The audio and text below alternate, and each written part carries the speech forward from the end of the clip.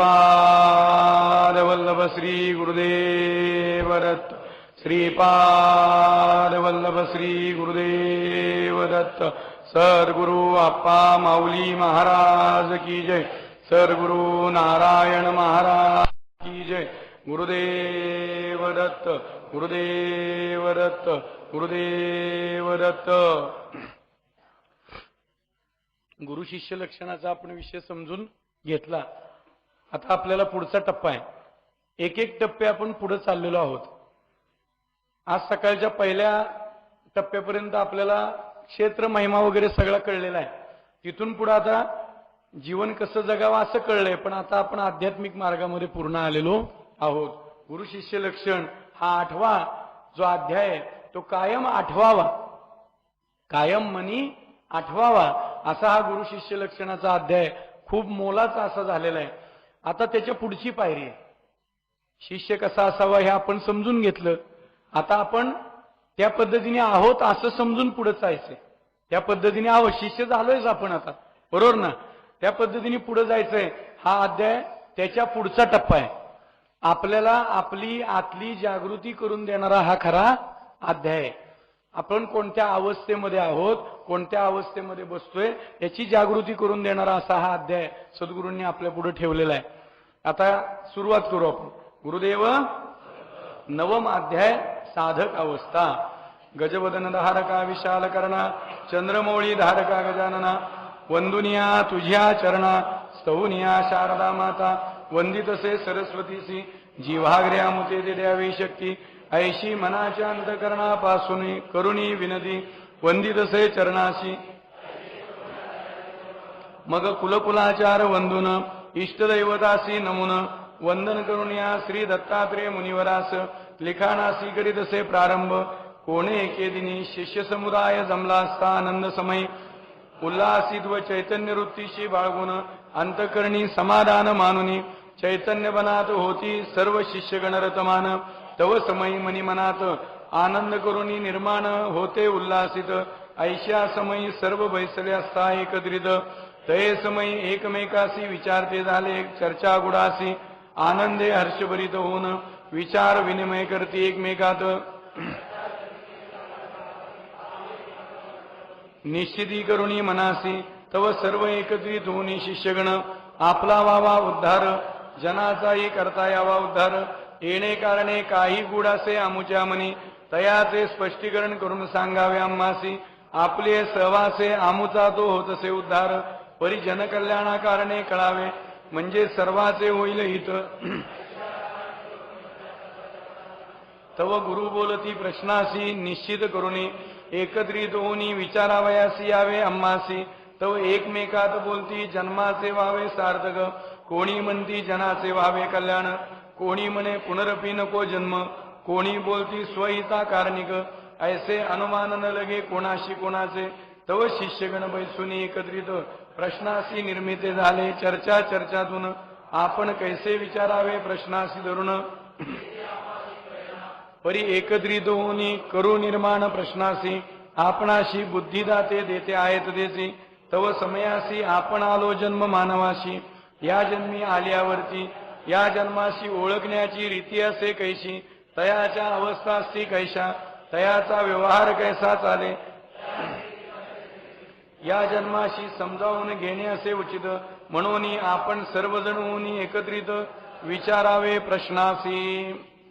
गजवदन धारकाला नम्रतेने प्रार्थना केली, सरस्वती मातेला पण नमस्कार केलाय आणि सद्गुरूंना नमस्कार करून पुढा हा विषय पुढे नेलाय। दत्त महाराजांना प्रार्थना केली की लिखाणाला प्रारंभ होतोय, सांगण्याला पुढचा प्रारंभ होतोय। मग कोणे एके दिवशी शिष्य समुदाय सगळा एकत्र जमलेला होता, उल्हासित आणि चैतन्य वृत्ती होती आणि अशा अंतकरणी समाधान मानून चैतन्यपणामध्ये सर्व शिष्यगण रतमान होते। त्यावेळेला आनंद निर्माण झाला, उल्हासित मन होतं। अशा वेळेला सर्वजण एकत्रित बसलेले असताना एकमेकांमध्ये चर्चा सुरू झाली आणि हर्षभरीत होऊन एकमेकात विचार विनिमय सुरू झाला। चर्चा करता करता एका विषयावरती आले आणि त्यावेळेला एकत्रित होऊन शिष्यगण आपला उद्धार व्हावा असं म्हणायला लागले। कोणी म्हणायला लागलं जनाचा करता यावा उद्धार, हे गूढ आपल्या अंतःकरणामध्ये आहे, त्याचं स्पष्टीकरण आम्हाला कळावं असं प्रश्न सगळ्यांच्या मनामध्ये आला. सद्गुरूंना म्हणायला लागले की तुमच्या सहवासाने आमचा उद्धार होतोय, पण जनकल्याणाकारणे आम्हाला कळावं म्हणजे सगळ्यांचं हित होईल.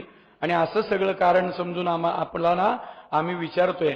त्यावेळेला गुरु म्हणाले की निश्चित करून तुम्ही सगळे एकत्र आहात, एवढे निश्चित करून तुम्ही आलाय का? प्रश्नाची निश्चिती करून तुम्ही आलेला आहात का? असं सगळं म्हणल्यावर एकमेकात पुन्हा जन्माचं सार्थक व्हावं असं म्हणायला लागले. कुणी म्हणायला लागले जनाचं कल्याण व्हावं, कुणी म्हणायला लागलं पुनरपी जन्म नको, कुणी म्हणायला लागलं माझं हित व्हावं. असे वेगवेगळे प्रश्न निर्माण झाले. एक अनुमान लागायला तयार नाहीये. मग शिष्यगणांना एकत्र बसवलं सद्गुरूंनी आणि प्रश्नाशी निर्माण करायला लावलं. चर्चा करा आणि प्रश्न निर्माण करा. आपण कसं विचारावं प्रश्नाला धरून हाच विचार करत असताना पुन्हा एकत्रित येऊन पुन्हा प्रश्न निर्माण करण्याची धडपड सुरू झाली सर्व शिष्यगणांची. की आपल्याला बुद्धिदाते देते कोण आहेत? तेच आहेत. त्यामुळं आता मूळ प्रश्नाचं मर्म जे आहे, आपण मानव जन्माला आलेलो आहोत, या जन्माला आल्यावर याची ओळखण्याची रीत कशी आहे, त्याच्या अवस्था कोणत्या आहेत, त्या अवस्था कशा आहेत, व्यवहार कसा चालतो, हे सर्व आम्हाला कळावं असा त्या प्रत्येक शिष्याच्या मनामध्ये भाव एकत्र तयार झाला. जन्माला समजून घेता यावं आणि तेच उचित आहे म्हणून सर्वजण एकत्र होऊन प्रश्नाला विचारावं असं मनामध्ये ठरवलं.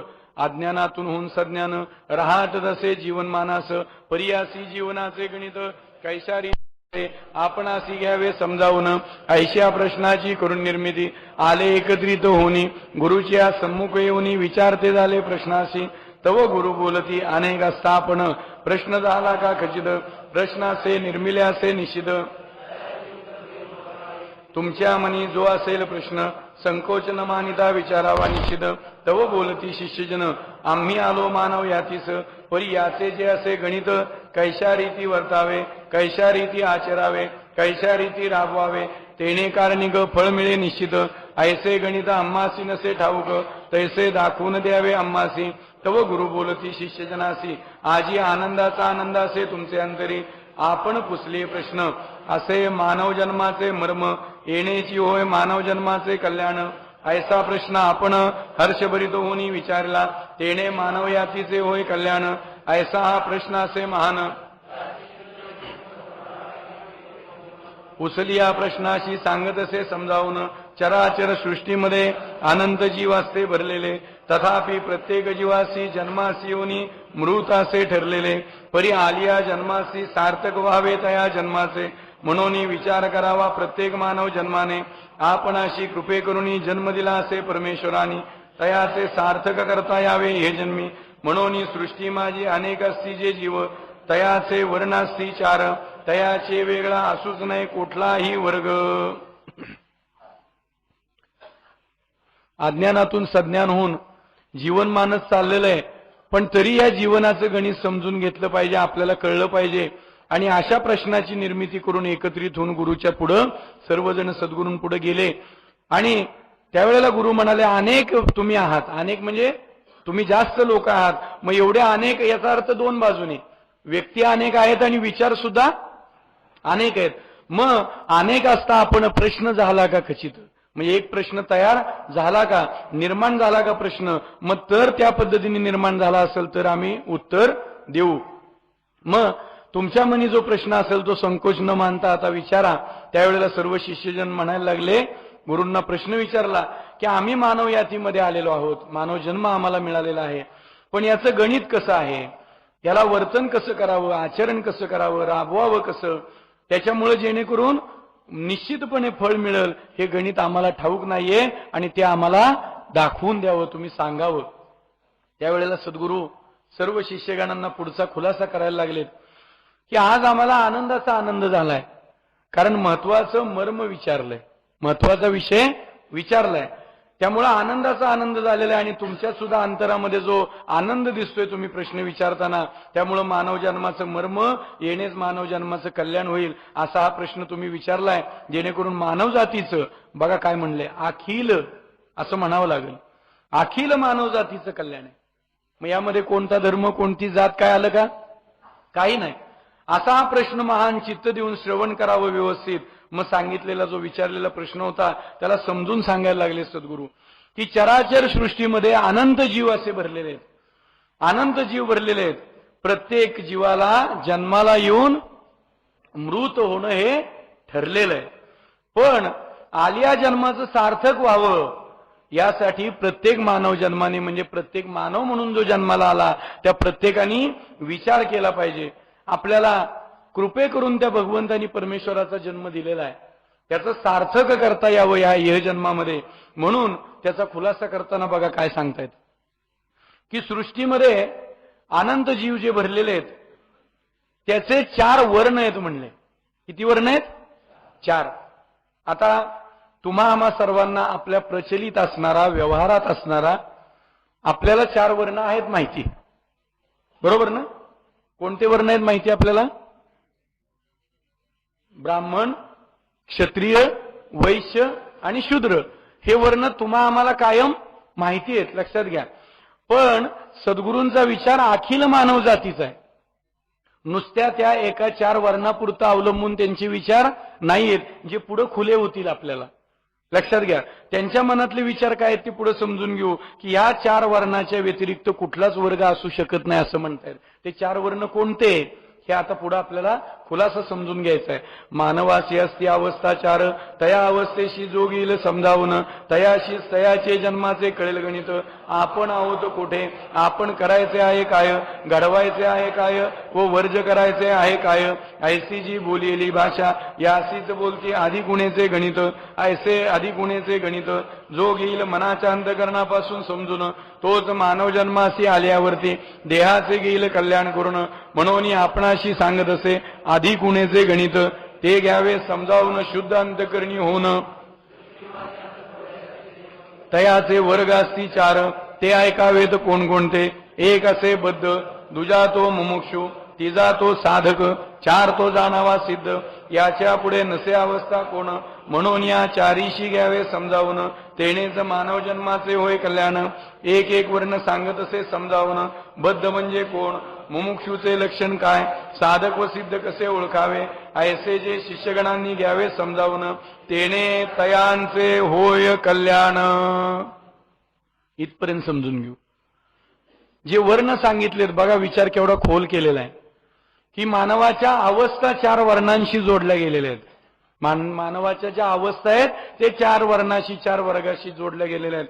आणि हे जर समजून आलं, ह्याचं जर गणित आपल्याला कळलं, तर आपण नेमकं कुठं आहोत, आपण काय करायचं आहे, आपण काय घडवायचं आहे आणि वर्ज काय करायचं आहे, हे सर्व या अध्यायामध्ये आपल्याला सद्गुरू खुलासा करतायत.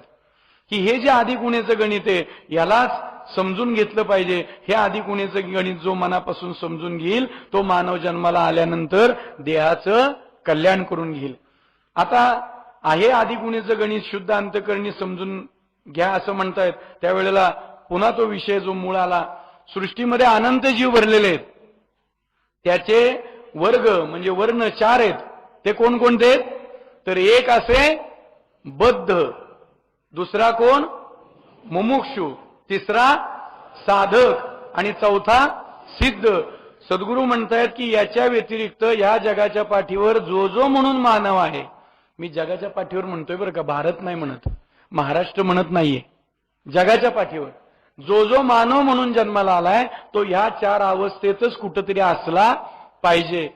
आता आपण पुढे जाऊन याच्या पुढे अवस्था कोणती नाही असं समजून सांगतात. म्हणून या 4 वर्णाला समजून घेणं गरजेचं आहे, की बद्ध म्हणजे कोण, मुमुक्षूचं लक्षण काय, साधक आणि सिद्ध कसं ओळखावं, हे सर्व तुम्हा आम्हाला समजून घेणं गरजेचं आहे. एक एक वर्ण आपल्याला समजून सांगताय सद्गुरू, तो आपण खुलासा व्यवस्थित करणं ह्या अध्यायामध्ये. अगदी एक क्षण सुद्धा बाजूला कुणीही जाऊ नका, कारण हा अध्याय खूप महत्वाचा आहे. एकरूपता साधा पूर्ण, कारण यात खरं गाठोड आहे. आपली आपल्याला उंची कळून येईल आणि आपली उंची कळल्याशिवाय आपण पुढे जाऊ शकत नाही, कारण पुढचे अध्याय अजून खोल आहेत.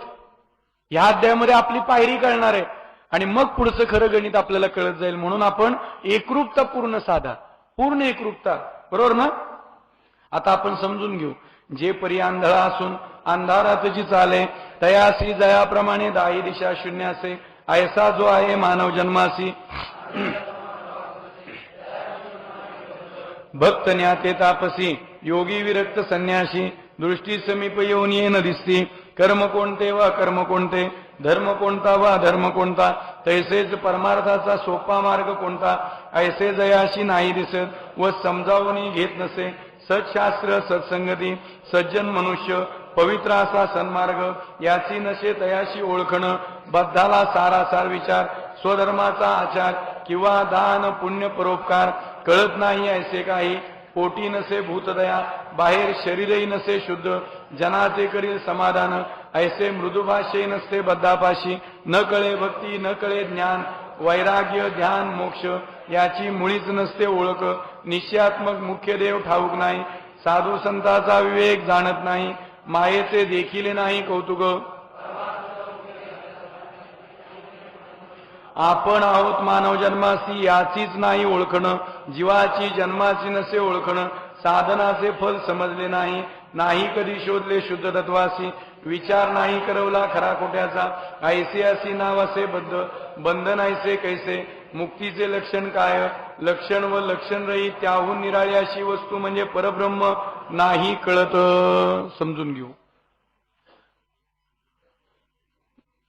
आंधळा असून अंधारातच चालत राहिलाय त्या व्यक्तीला दाही दिशा ज्याप्रमाणे कशा दिसणार आहेत शून्य दिसणार आहेत असा जो मानव जन्माला येऊन सुद्धा आंधळ्याप्रमाणे वागतो त्याला बद्ध म्हणावं असं म्हणलंय बद्धाचं विश्लेषण चाललंय भक्त ज्ञाते तापसी योगी विरक्त संन्यासी समोर आले तरी सुद्धा त्याला दिसत नाही त्यांना तो मान सुद्धा देत नाहीत कर्म कोणतं आणि अकर्म कोणतं असं चांगलं आणि वाईट हे समजण्याची सुद्धा कुवत त्या बद्धापाशी नसते धर्म कोणता आणि अधर्म कोणता हे सुद्धा त्याला कळत नाही आणि त्याच पद्धतीने परमार्थाचा सोपा मार्ग कोणता हे सुद्धा त्याला दिसत नाही आणि तो समजावून सुद्धा घेत नाही सत्शास्त्र सत्संगती सज्जन मनुष्य पवित्र असा सन्मार्ग याची सुद्धा त्याला ओळखण नाही बद्धाला सारासार विचार आणि सगळ्यात महत्वाचं म्हणजे स्वधर्माचा आचार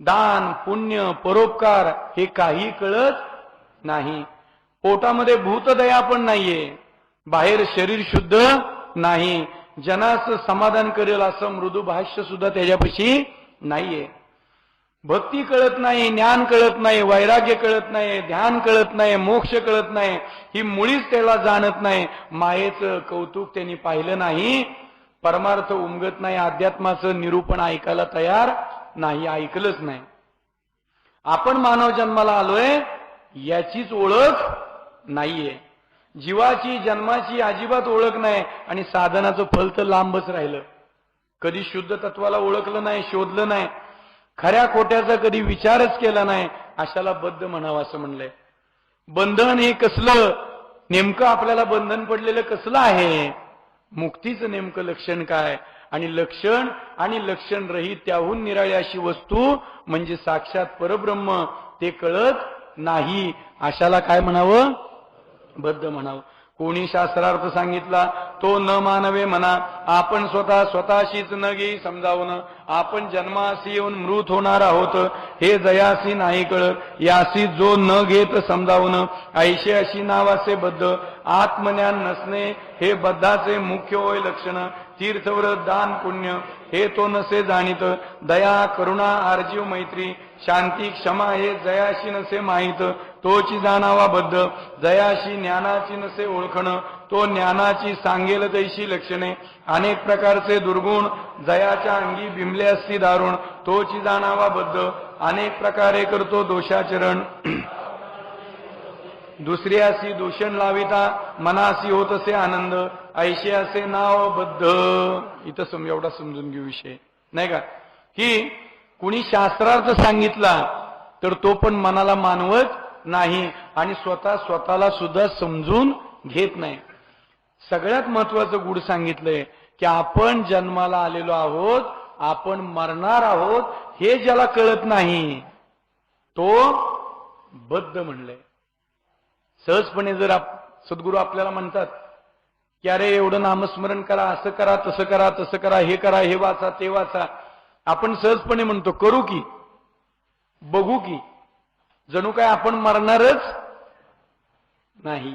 बरोबर ना? अशा पद्धतीने म्हणजे 10-20 हजार वर्ष जगणार आहे अशी भाषा आपण करतो. मग मृत होणार आहोत जन्मास येऊन हे ज्याला कळत नाही त्याला काय म्हणलंय?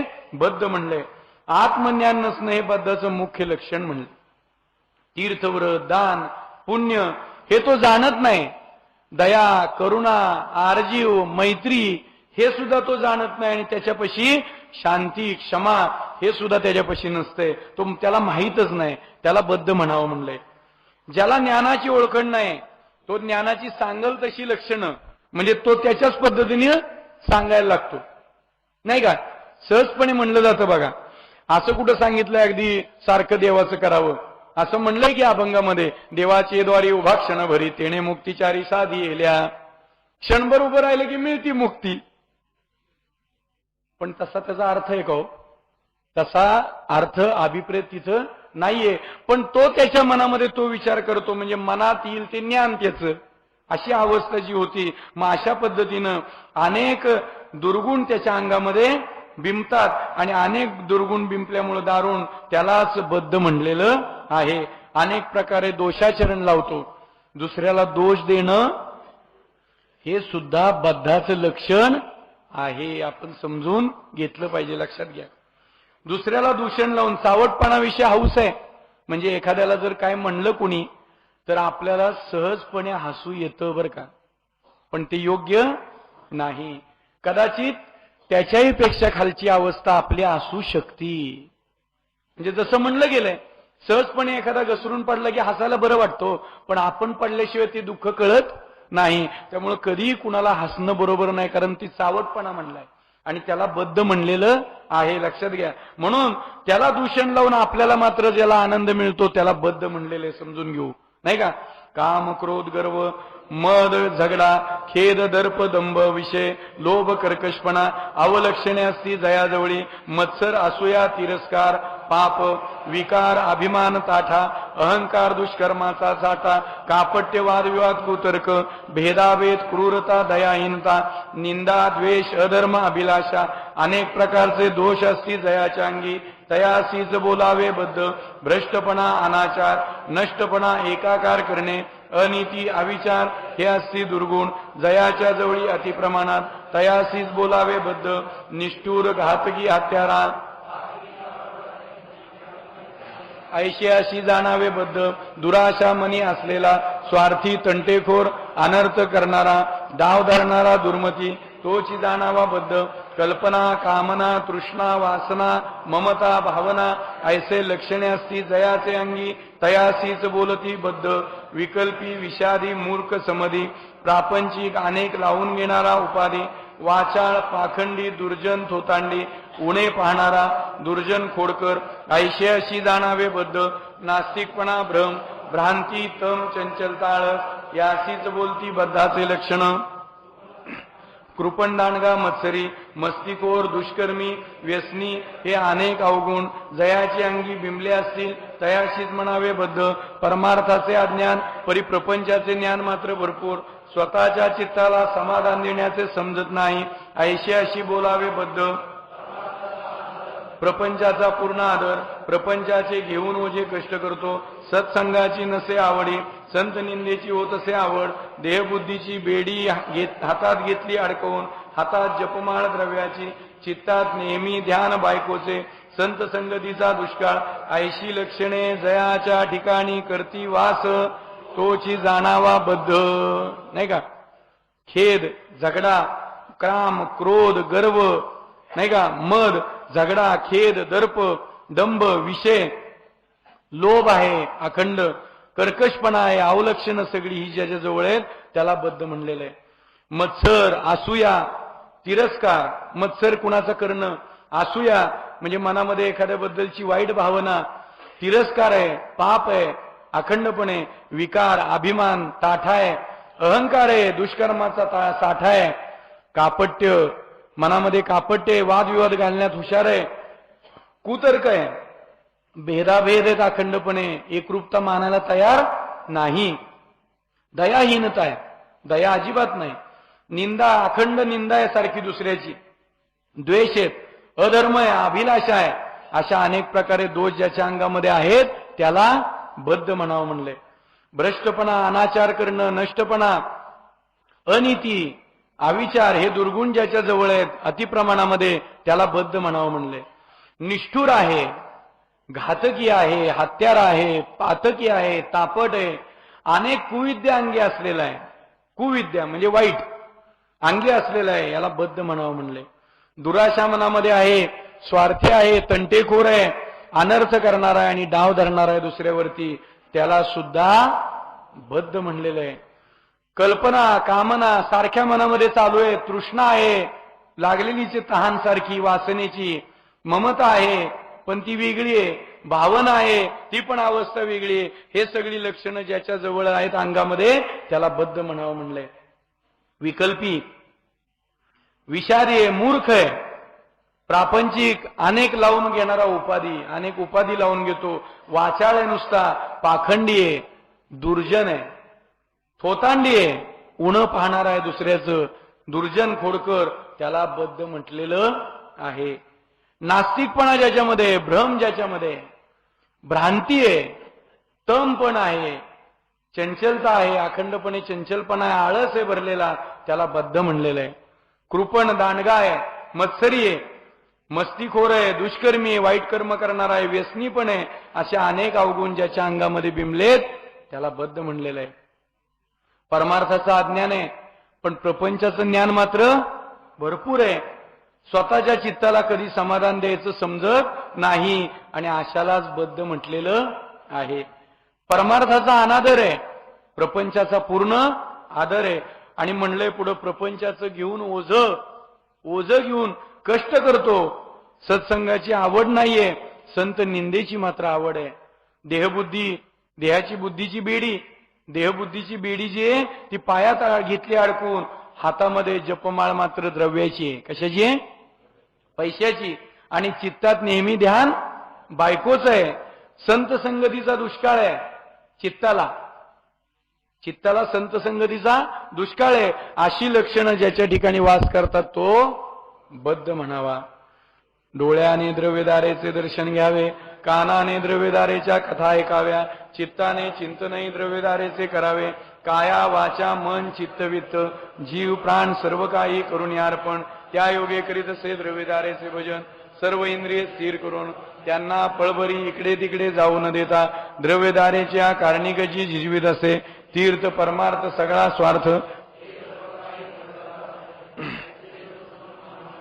तोची जाणावा बद्ध. वेळ फुकट न दवडता संसार चिंतनात घालवतो. कथा वार्ता सारे काय तेच ते, अशी असे स्थिती जयाची. तोची जाणावा बद्ध. अनेक चिंता वाहत असतो, नाना प्रकारची तळमळ करतो, अनेक दुःखाची लचांडे पाठीमागे लावून घेतो व परमार्थाशी आवेरतो. यासीच जाणावे बद्ध. घटका पळ निमिषभर सुद्धा अंतःकरणात दूषितपणा येऊ न देता सदोदी द्रव्यदारा व प्रपंच याशीच आठवीत असे म्हणी. याशी असे बोलावे बद्ध. तीर्थयात्रा दान पुण्यभक्ती कथा निरूपण मंत्रपूजा जप ध्यान सर्व काही द्रव्यदारा. जागतेपणी स्वप्नात रात्री दिवसा ऐसा सर्व काळ विषयांचा लागला असे ध्यास.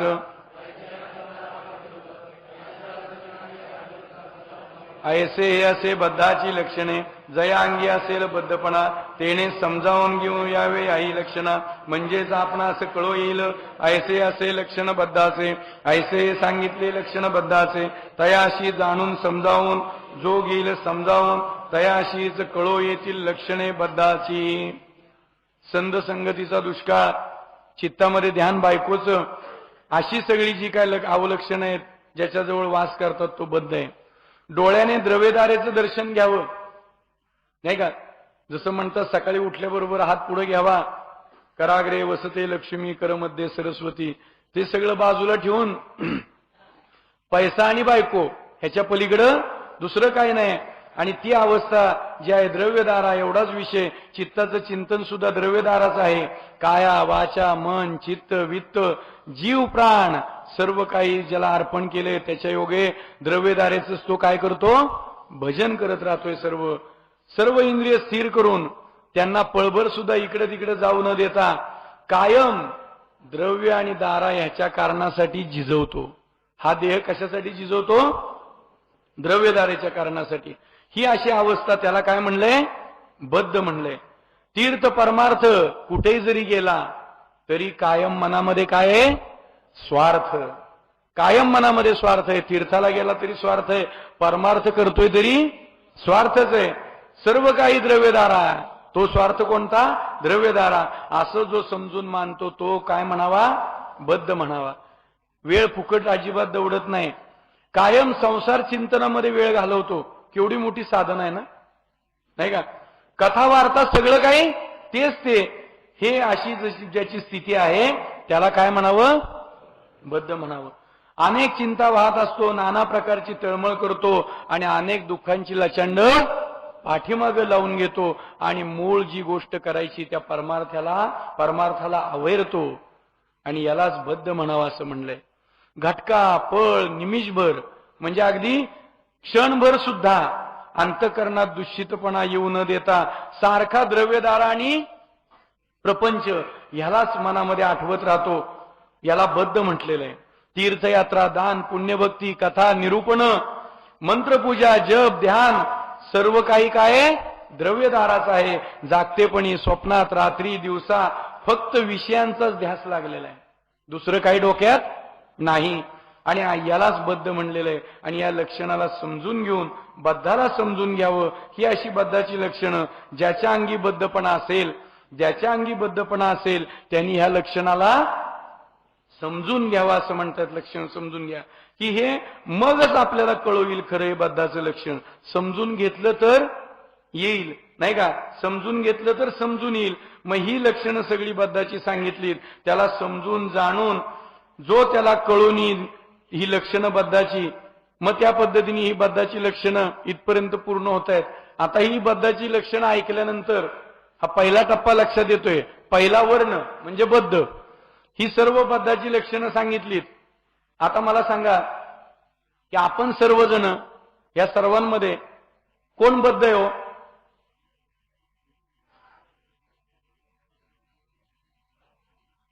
मी सोडून सगळे, असं सगळ्यांना वाटत असेल.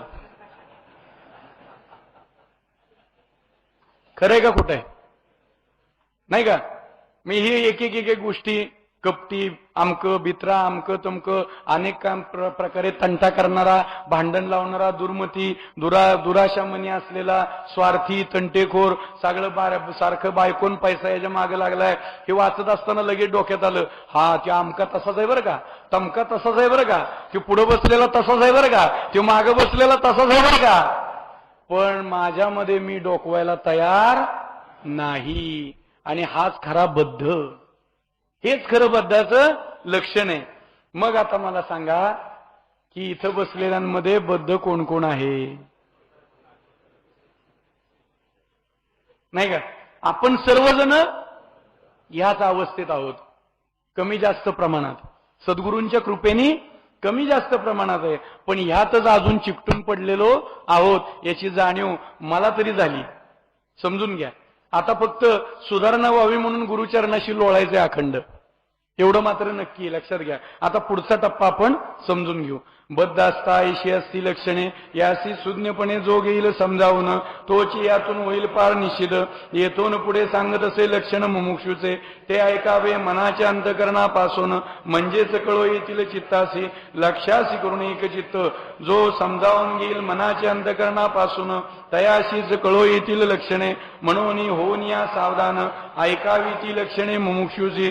संसार विषय राहुनी संसारात, अभिमानाशी बोलते मद. मद ऐशा संसाराचा, जयांगी चढे मद. तयाशी अनेक हीन लक्षणे जडतात यांगी. ऐशा कुलक्षणी माणसाचे मुख पाहण्याने दोष होती. ऐशा प्रकारे बद्ध प्राणी संसारात मूर्खपणे वागत असता. काही काळ लोटल्यावरती तयासीच होत असे खेद उत्पन्न. बद्ध संसार दुःखांनी होरपळून, संसार दुःखांनी त्रस्त होऊन, त्रिविध तापांनी होरपळून आणि काही कथा निरूपण ऐकून अंतरी होत असे पश्चाताप उत्पन्न.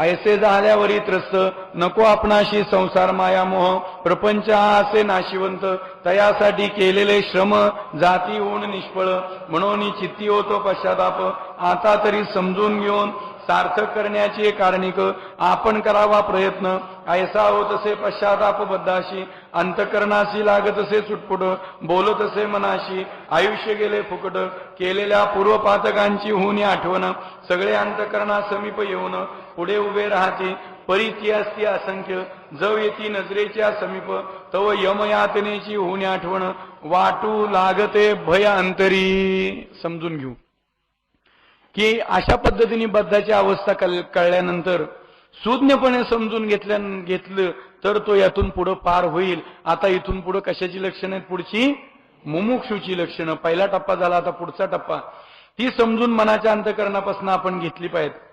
लक्षाशी करून एकचित्त म्हणजे आपलं लक्ष कसं असावं एकचित्त पूर्ण काय एकचित्त असावं. मला त्या माशाचा डोळा दिसतोय काय दिसतंय तो डोळाच दिसतोय फक्त एवढंच फक्त लक्षामध्ये असावं पूर्ण लक्ष त्यामध्ये असावं. जो समजून घेईल मनाच्या अंतकरणापासून त्यालाच कळू येतील मुमुक्षुपणाची लक्षणं. बरोबर आहे का नाही. संसार विषय राहून संसारामध्ये म्हणजे अवस्था बद्धाचीच चालू आहे पण त्याच्यामध्ये ज्या वेळेला पुढे जातो ते सांगताना ती अवस्था आहे. संसार विषय राहून संसारामध्ये ज्याला संसाराचा अभिमान होतो अभिमानाला मद म्हणतात आणि या संसाराचा मद ज्याच्या अंगामध्ये चढतो त्याच्या अंगाशी अनेक हीन लक्षणं अंगाला जडतात. आणि अशा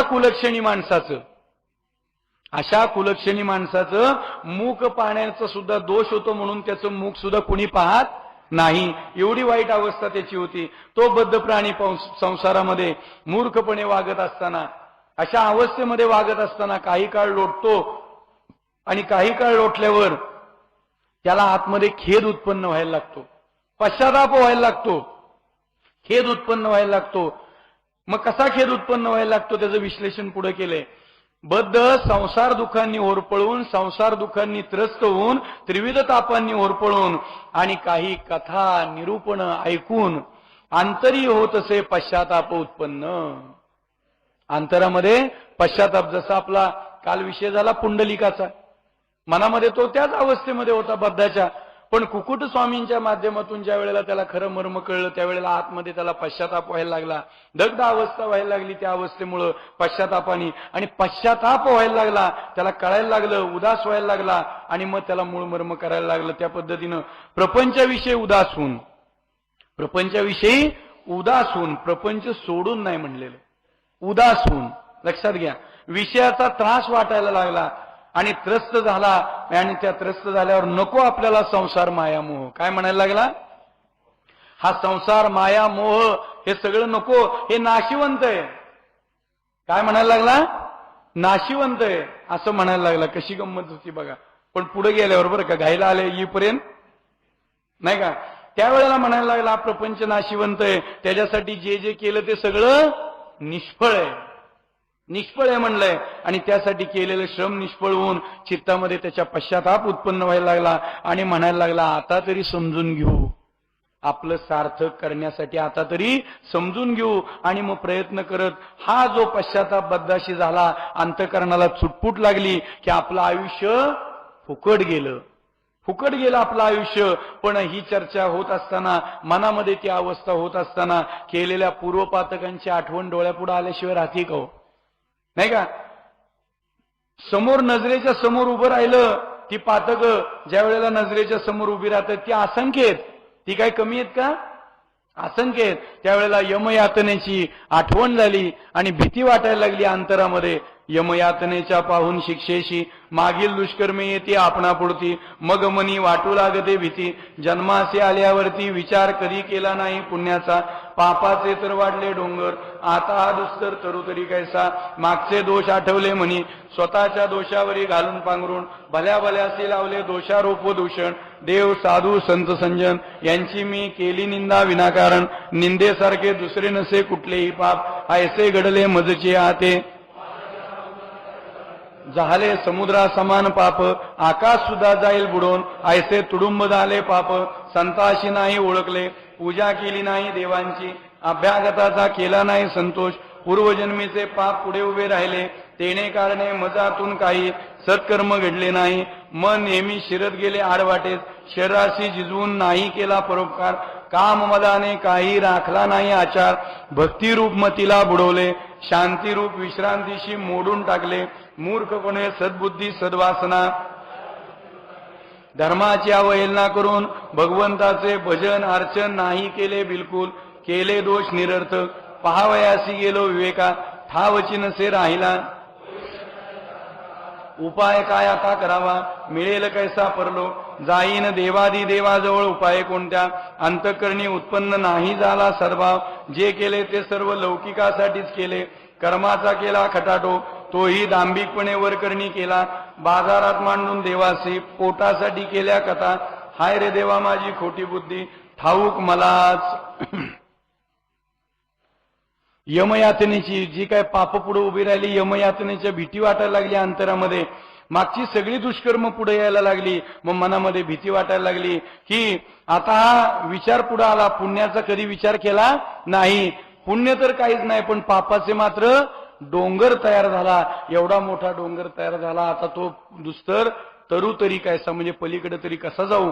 आणि मागचे सगळे दोष मनामध्ये आठवले, स्वतःच्या दोषावर पांघरून घातलं आणि अनेक भल्या भल्यांना दोषारोप आणि दूषण लावलं. देव साधू संत संजन यांची मी निंदा केली विनाकारण, निंदेसारखं दुसरं पाप कुठलंही नाही, एवढं मोठं महापाप माझ्याकडून घडलं. आणि असं घडलं माझ्या हातून, माझ्या अवगुणामुळं समुद्र एवढं पाप इथं घडलेलं आहे. आकाश सुद्धा बुडून जाईल, केवढं पाप झालं, आकाश सुद्धा बुडून जाईल, एवढं तुडुंब पाप झालं. संताला कधी ओळखलं नाही, देवांची कधी पूजा केली नाही, अभ्यागताचा कधी संतोष केला नाही, पूर्वजन्मीचं पाप पुन्हा पुढे उभं राहिलं, जेणेकरून माझ्या हातून काही सत्कर्म घडलं नाही. मन नेहमी आडवाटेकडे शिरत गेलं, स्वतःच्या शरीराला जिजवून परोपकार कधी केला नाही, काम मदानं कधीही राखला आचार राखला नाही, नीट वागलोच नाही, एवढा काम मदामध्ये अडकलो. भक्तिरूप मतीला बुडवून टाकलं आणि शांतीरूप अशी जी विश्रांती तिला मोडून टाकलं. मूर्खपणाने सद्बुद्धी आणि सद्वासना जी आहे त्याला सुद्धा बिघडून टाकलं, धर्माची अवहेलना केलं, भगवंताचं भजन अर्चन अजिबात केलं नाही, दोषच केले निरर्थक. पहावयासी गेलो विवेका, ठावची नसे राहिला. विवेक पाहायला गेलो पण कुठला आलाय हो, पत्ताच नाही, एवढ्या मोठ्या चुका हातून घडल्या. आता होईल कशाने सार्थक, कशाने माझं सार्थक होईल, मला परलोक कसा मिळेल, मी देवादी देवाजवळ कशाने जाईन, अंतःकरणी असा सद्भाव सुद्धा उत्पन्न झाला नाही. जे केलं आजपर्यंत ते फक्त लौकिकासाठी केलं, बाजारात देवाला मांडलं आणि पोटासाठी कथा केल्या, हाय रे देवा माझी खोटी बुद्धी ठाऊक मलाच. म्हणजे देवाला बाजारामध्ये मांडलंय आणि पोटासाठी कथा केल्या. उदाहरणार्थ आम्ही आपलं सत्यनारायण पूजा वगैरे वाचतोय पोटासाठी, नाही का, पोटासाठी कथा केल्या, ती मग आमची वाईट बुद्धी ठाऊक मलाच. अशा पद्धतीने पोटात ठेवून अभिमान, बाहेर निरभिमानाच्या मारल्या गप्पा, इच्छा द्रव्याची पोटात धरून ध्यानस्थ झालो, पांडित्याने बोलवले लोकांना, स्वतःच्या पोटाची भरण्यासाठी खास निंदा केली संतांची. माझ्या अंतःकरणात असे अनेक प्रकारचे दोष भिनले, सत्याचे करून उच्छेद, असत्याचे प्रतिपादन केले. अंतःकरणात होऊन पश्चाताप, निरूपणाच्या योगाने निरूपणे कथा ऐकता ऐकता अंतर्यामी पुरा प्रकटला भाव, पालटले मन शरीर व अंतःकरण, त्यालाच मुमुक्षु असे जाण. ऐसे कथिले मुनिवरांनी, जो अंतःकरणात पुण्यमार्गाची आवड धरतो, संत संगतीची इच्छा करतो, संसारात होतो विरक्त, तो मुमुक्षु. चक्रवर्ती राजे गेले, तेथे माझ्या वैभवाचा काय पाड, आता संत संगतीच्या मार्गास लागू असे म्हणतो. आपल्यावरून जो आपले अवगुण जो पाहून समजावून घेतो आणि त्या अवगुणास वैराग्याचे ताकदीने ओळखून वैराग्याचे ताकदीचे बळे जो स्वतःची करीत असे निंदा, ऐशी अशी जाणावे मुमुक्षु. केला नाही मी कोणावर उपकार, माजवले मात्र ढोंग, अनाचार केला मी पतित चांडाळ, दुराचारी दुष्ट केवळ पापी, मी अभक्त दुर्जन, हिनापेक्षाही हीन, नुसता दगड जन्मासे आलो, ऐसे समजुनी जो लागतो बोलू, तोची जाणावा मुमुक्षू, मी दुरभिमानी साऱ्या मुलखातला तापट, अनेक प्रकारचा व्यसनी, आळशी, चुकार, कपटी, भित्रा, मूर्ख, अविचारी, निरुपयोगी, वाचाळ, नास्ती, दुसऱ्यावर टाकणारा तोंड, कुबुद्धी, कुटील, मजसी नाही काही कळत, मी सर्वापेक्षा असे कनिष्ठ, अशी आपली कुलक्षणे वर्णन करणारा, तोची जाणावा मुमुक्षू. पोटात अभिमान ठेवलाय, बाहेर मात्र निरभिमानाच्या गप्पा मारल्यात. इच्छाची म्हणजे द्रव्याची जी इच्छा आहे ती पोटात धरून ध्यानस्थ झालाय. पांडित्याने लोकांना बोलवलंय कशासाठी? स्वतःच्या पोटाची खास भरावी म्हणून. अनेक संतांची निंदा केली. अशा पद्धतीने माझ्या अंतःकरणामध्ये अनेक दोष भिनलेले आहेत. सत्याचा करून उच्छेद, असत्याचं प्रतिपादन केलं, पोट भरण्यासाठी अशी नाना प्रकारची कर्म केली. अंतःकरणात होऊन पश्चाताप, निरूपणाच्या योगानं निरूपण कथा ऐकता ऐकता वेगवेगळा असा ऐकून अंतर्यामी पुरा प्रकटला भाव, पालटले मन, शरीर आणि अंतःकरण, यालाच मुमुक्षु असे जाण. आता तो त्या टप्प्याला येऊन पोचला, मुमुक्षु व्हायला लागलाय, अजून झाला नाही, त्या टप्प्यापर्यंत येऊन पोचलाय. त्याचं पुढचं विश्लेषण फार गूढ आहे. लक्षात घेऊ की अंतःकरणात जो पुण्यमार्गाची आवड धरतो, संत संगतीची इच्छा वाटायला लागती, संसारामध्ये जो विरक्त होतो तो मुमुक्षु. ज्याला वाटायला लागतं अरे चक्रवर्ती राजे गेले, चक्रवर्ती राजे होऊन गेले, त्यांचं काय राहिलं नाही, तिथं माझं हे वैभव ऐश्वर काय राहणार आहे, आता तरी आपण संत संगतीच्या मार्गाला लागू, असं तो म्हणायला लागतो. आपल्यावरून जो आपले अवगुण जो स्वतः पाहतो, समजवून घेतो आणि त्या अवगुणाला वैराग्याच्या ताकदीच्या बळावर ओळखून, वैराग्याच्या ताकदीच्या बळाने जो स्वतःची निंदा करतो, तो त्या मुमुक्षूच्या टप्प्यापर्यंत जाऊन पोचतो. म्हणजे तिथपर्यंत जायला सुरुवात होती. मी कधी कुणावर उपकार केला नाही, मी ढोंग माजवलं, मी पतित आहे, मी चांडाळ आहे, मी दुराचारी आहे, मी दुष्ट आहे, मी अभक्त आहे, मी दुर्जन आहे, हिनापेक्षा सुद्धा हीन, नुसता दगड मी जन्माला आलोय, असं जो बोलायला लागतो तो मुमुक्षू. कारण त्याला कळायला लागले आपल्यातले दोष. आपला सर्वांचा स्वभाव दुसऱ्याचे दोष बघण्याचा आहे, पण आपले दोष बघितल्याशिवाय आपण ह्या आध्यात्मिक मार्गात पुढे जाऊ शकत नाही. म्हणून आपले दोष आपल्याला कळले पाहिजेत.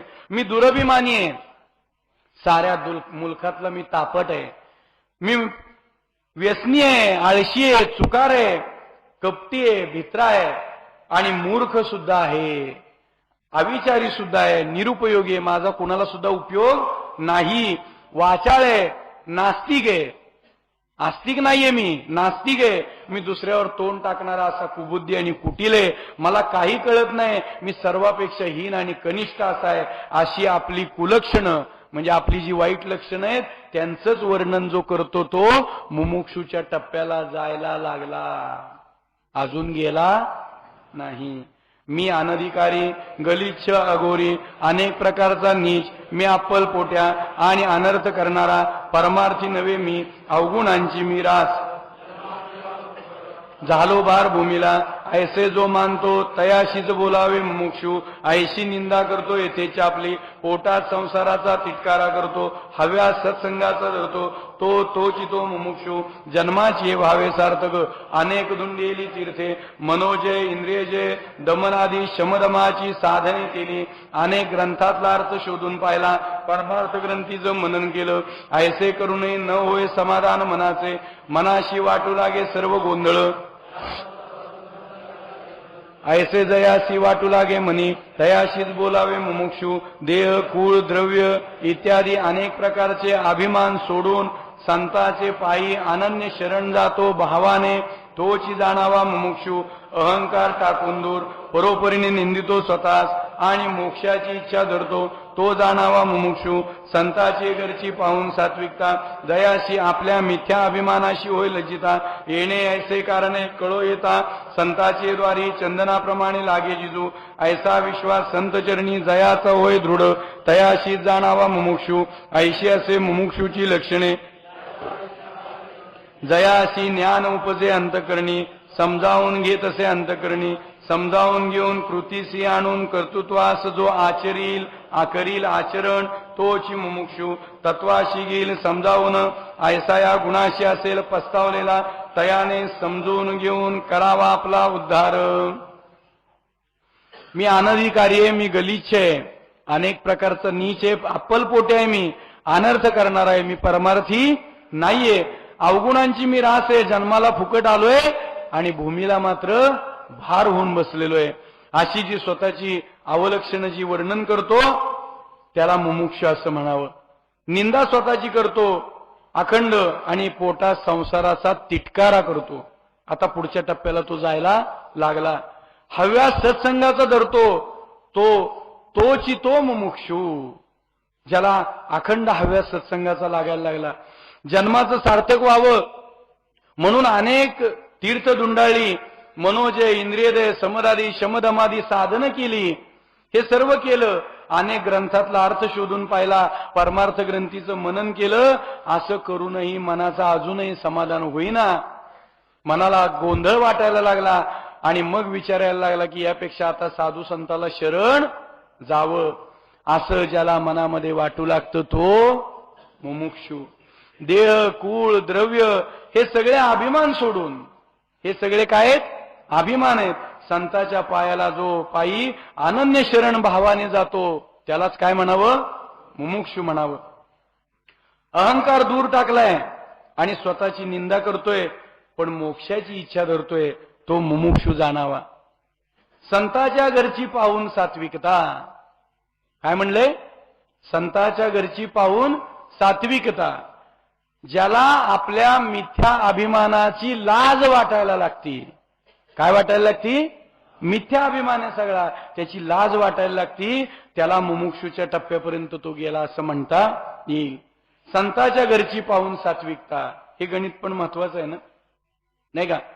मग एक थोडासा अभंग घेऊ म्हणजे पुढे जाऊ. म्हणजे मर्म कळावं म्हणून, बाकी काय नाही. आपण सर्व त्या पंथामध्ये आहोत, नाही का? साखरेचा रवा मुंगी घेई धावा. साखरेचा रवा मुंगी घेई धावा. जावे त्याच्या गावा तेव्हा कळे तेव्हा कळे. जावे त्याच्या गावा तेव्हा कळे तेव्हा कळे. जावे त्याच्या गावा तेव्हा कळे. साखरेचा रवा साखरेचा रवा जावे त्याच्या गावा तेव्हा कळे तेव्हा कळे. पाण्यामध्ये मासा झोप घेई कैसा. पाण्यामध्ये मासा झोप घेई कैसा. जावे त्याच्या वंशा तेव्हा कळे तेव्हा कळे. जावे त्याच्या वंशा तेव्हा कळे तेव्हा कळे. जावे त्याच्या वंशा तेव्हा कळे. पाण्यामध्ये मासा पाण्यामध्ये जावे त्याच्या वंशा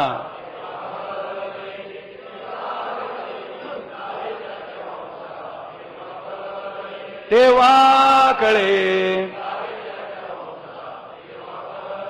कासवाची पिल्ली होती कैसी मोठी. कासवाची पिल्ली होती कैसी मोठी.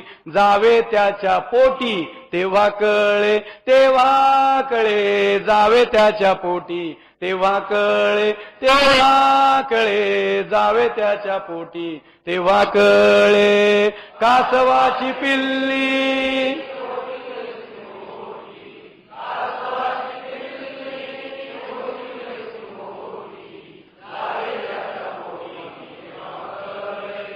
तेव्हा कळे जावे त्याच्या पोटी, तेव्हा कळे.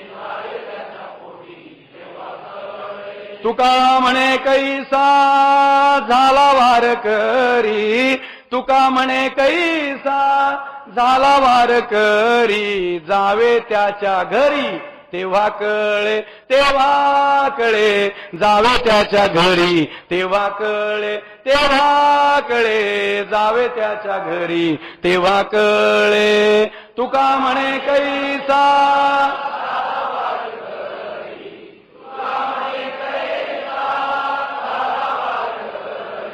जावे त्याच्या घरी.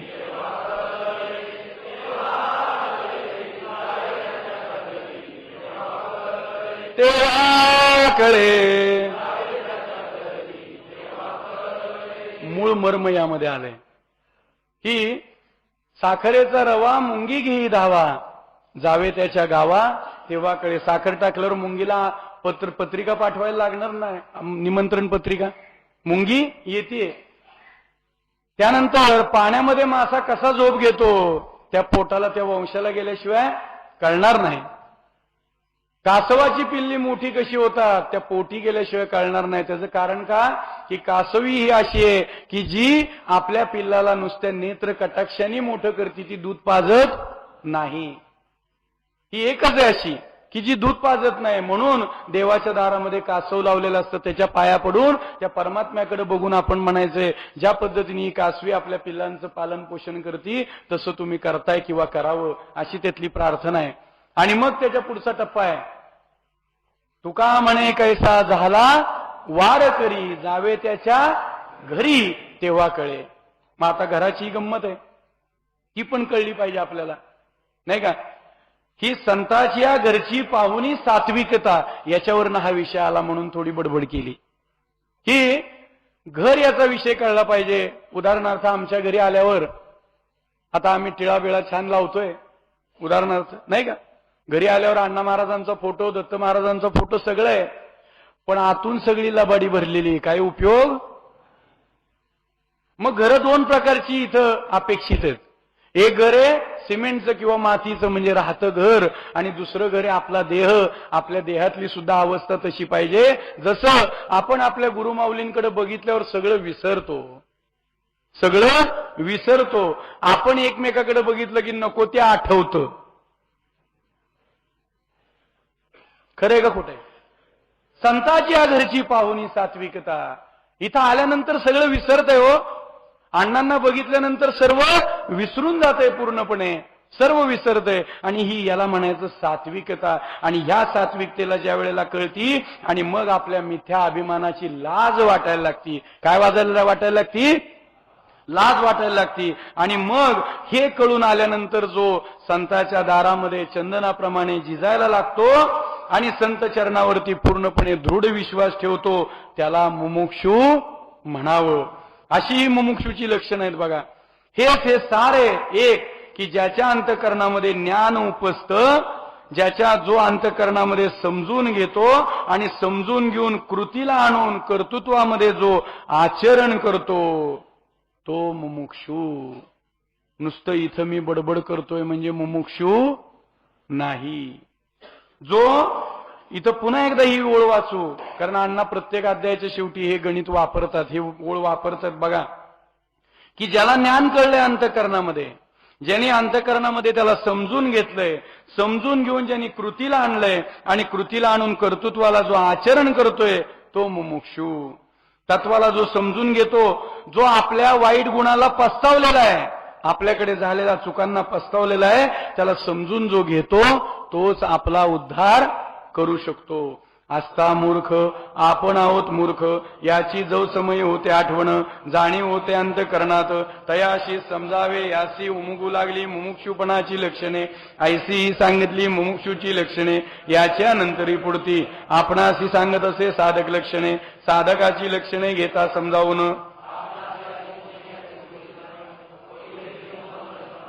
म्हणून समजावून घ्यावे अंतकरणापासून, तरीच कळो येईल आपल्या चित्तास, म्हणजेच होईल उद्धार मानव यातीचा. सावधान होऊन ऐकावी साधकाची लक्षणे, तेनेच मानव जन्माचे होय कल्याण. ऐसे आमाप धन घ्यावे शोधून व समजावून, एक चित्ते ऐकावे अनुतापे जो तापून, अवगुणाशी देत आवेरून. सत्संगती धरतो मनाच्या अंतकरणापासून, ओढ लागे जयाची अंतकरणी संत संघाची. त्याशीच म्हणावे साधक संताशी जो जाय पूज्य बाबाने शरण. आश्वासन देऊन संताशी वचनाशी निभवून, ग्रंथांतरी होयरत तयाशीच बोलावे साधक. जयाशी संतांनी केला आत्मज्ञानाचा उपदेश, तयाचे संसाराचे बंधन तुटते. मग आत्मज्ञान होण्याची दृढ होते मनाची तयारी. जयाचे मनाची तैसे रीती होय तयारी, तयाशीच बोलावे साधक. सगुण कथा पुराणांची आवड होय जया अंतरी. सत्संगात अद्वैत निरूपणाची गोडी जयाची होत असे, आणि ऐकल्याचे मनन करून अर्थरहस्य ध्यानी आणून जाणतो.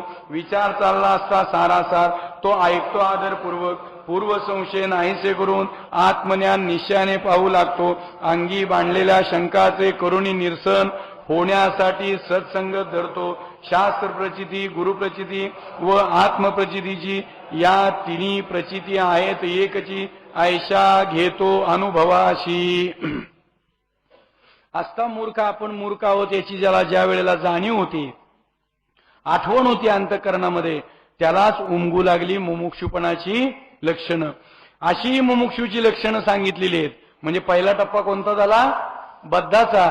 आता ही मुमुक्षूच्या अवस्थेपर्यंत आपण पुढं समजून घेण्यासाठी आलोय, अभ्यासण्यासाठी, नाही का? आणि मग आता पुढे साधकाची लक्षणं सद्गुरू सांगायला लागलेत. साधकाची लक्षणं समजून घेतल्यावर आपल्याला अधिक उणं याचं गणित समजून येईल, आणि मग अंतःकरणामध्ये आपल्या चित्तामध्ये कळून येईल की आपला नेमका उद्धार कशा पद्धतीने होऊ शकतो. सावधान होऊन ऐकावी साधकाची लक्षणं म्हणतात सद्गुरू, जेणेकरून मानव जन्माचं कल्याण होईल. हे आमाप दहन म्हणलंय. हे काय म्हणलंय? आमापाचं दहन आहे बघा. हे आमापाचं दहन आहे की जे शोधून आणि समजून एक चित्ताने ऐकावं लागणार आहे. अनुतापे जो तापून, अनुतापाने तापलेला आहे, मुमुक्षू झालाय, अनुतापाने तापलाय, अवगुणांना आवेरून टाकतोय, आणि केवळ सत्संगती मनाच्या अंतःकरणापासून धरतोय. ओढ लागती ज्याच्या अंतःकरणामध्ये सत्संगाची, आणि अंतःकरणामध्ये त्यालाच म्हणावं साधक. संतांना जो पूज्य भावाने शरण जातोय, आश्वासन देतोय संतांना, आणि त्यांना दिलेल्या वचनाला निभवून त्या ग्रंथांतरी रत होतोय, त्या ग्रंथामध्ये एकरूप होऊन जातोय समजून घेण्यासाठी, त्यालाच म्हणावं साधक. ज्याला संतांनी आत्मज्ञानाचा उपदेश केला त्याचं संसाराचं बंधन आपोआप तुटत जातं, आणि मग आत्मज्ञान दृढ होण्यासाठी त्याच्या मनाची तयारी व्हायला लागते. आणि मग त्याच्या मनाची तशी तयारी जर झाली तर त्या पद्धतीने तो साधक अवस्थेला जाऊन पोचला. सगुण कथा पुराणांची आवड ज्याच्या अंतःकरणामध्ये होतीये, सत्संगात अद्वैत निरूपणाची जी गोडी आहे, द्वैत बाजूला गेलं, अखंड अद्वैत निरूपणाची ज्याची गोडी आहे ज्याला होती, त्याने आणि ऐकल्याचं मनन करून अर्थ रहस्य जो ध्यानी आणतो, जो जाणतो, विचार जो काय चाललेला आहे त्याचा सारासार समजून घेतो आणि ऐकतो आदरपूर्वक. सगळे पूर्व संशय नाहीसे करून आत्मज्ञान निश्चयाने पाहायला लागतो. अंगी बांधलेल्या शंकांचं निरसन करून सत्संगत धरतो. काय करतो?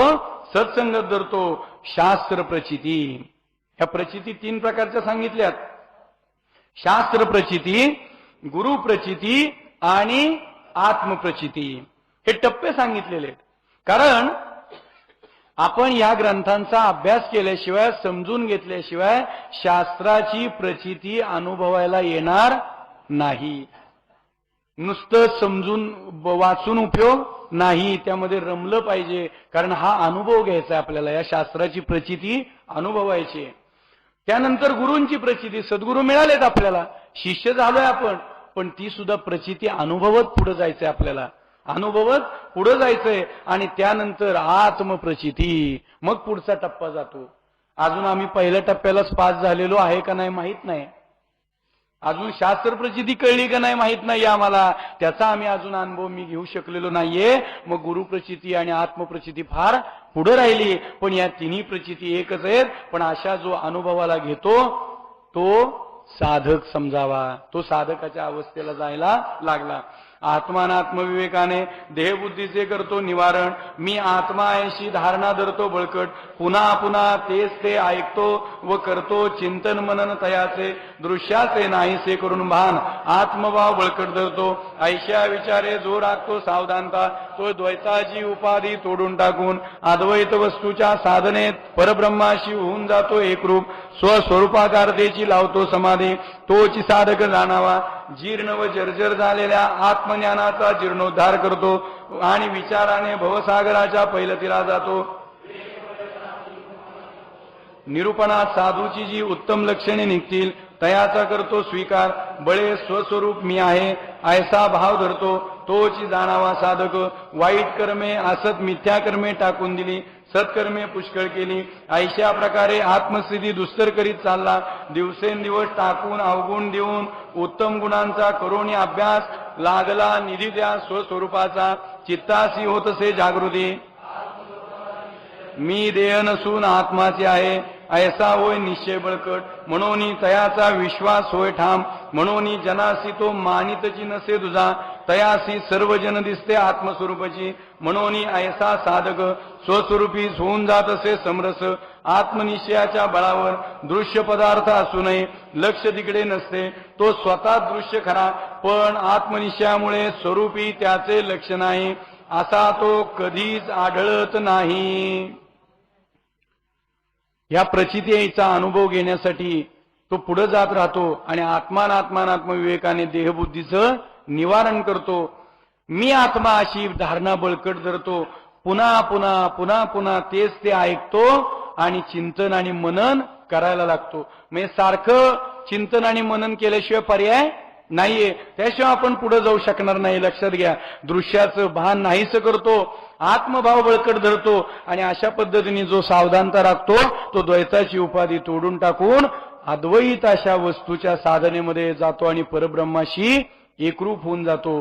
स्वस्वरूपाकारतेची समाधी लावतो. तो साधक जाणावा, तो साधक जाणावा. जीर्ण आणि जर्जर झालेल्या आत्मज्ञानाचा जीर्णोद्धार करतो. कारण आपल्यामध्ये जे नाहीये आत्मज्ञान हा विषय आपलाच आहे, आपलाच आहे. मानव म्हणून जो जन्माला आला तोच आहे. पण जसं आपण म्हणतो ना, गंजली सगळी, बुद्धीला काय लागलंय, गंज लागलाय, त्या पद्धतीने जीर्ण आणि जर्जर झालेल्या आत्मज्ञानाचा तो काय करतो, जीर्णोद्धार करतो आणि विचाराने भवसागराच्या पैलतीरा जातो. विवेक बळानं जाणून तो उगमाशी जाऊन पोचतो की हे नेमकं कुठून आलेलं आहे, त्या ठिकाणी जाऊन पोचतो.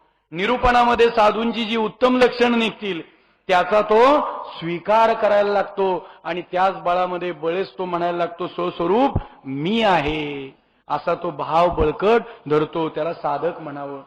वाईट कर्म असत मिथ्या कर्म टाकून दिली, सत्कर्म भरपूर करत चालला, आत्मस्थिती दुस्तर करत गाडी पुढे निघाली आणि दिवसेंदिवस स्वतःचे अवगुण टाकून देत देत उत्तम गुणांचा तो स्वीकार करायला लागला आणि निधी ध्यास कुणाचा लागला, स्वस्वरूपाचा. कुणाचा, स्वस्वरूपाचा. कारण स्वतःचं स्वरूप कळल्याशिवाय पुढे जाता येणार नाही. या अवस्थेमध्ये मग लक्षात आलं की आत्मस्वरूपाचा जो निश्चय तो बळकट होत चालला. मी देह नसून आत्माच आहे असं तो म्हणायला लागला आणि त्याचा विश्वास ठाम व्हायला लागला. तो लोकांना दुजं मानायला तयार नाही, तो लोकाला दुजं मानायला तयार नाही, त्याला सगळे एकच दिसायला लागले. ही त्याची अवस्था झाली. सगळे जन त्याला आत्मस्वरूपी दिसायला लागले आणि याला साधक म्हणायचं, जो साधक स्वस्वरूपामध्ये होऊन समरस होऊन जातो.